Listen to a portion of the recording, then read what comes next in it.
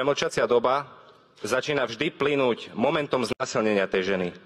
Tak asi o tom vie, všimne si to, keď ju niekto znásilní a môže ten trestný čin nahlásiť. Naopak, podľa nášho názoru je takáto zmena dobrá a nevyhnutná, pretože motivuje ženy, aby takéto trestné činy boli okamžite nahlásené. Budem teraz osobný. Za svoju prax som v živote zažil veľa výjazdov, ťažkých, naozaj ťažkých. A 2 som zažil ťažké, kde som bol pri znásilnenej žene. A tú bolesť, tú hanbu, to, čo tá žena prežívala, si budem pamätať do konca života. A snáď mi tu nechce nikto nahovoriť, že tie ženy, ktoré to prežívajú, že majú a že sa neboja to povedať, keď sú doma znásilňované vlastným manželom alebo vlastným partnerom, to mi to snáď naozaj tu chcete nahovoriť, že to je normálne? Fakt normálne?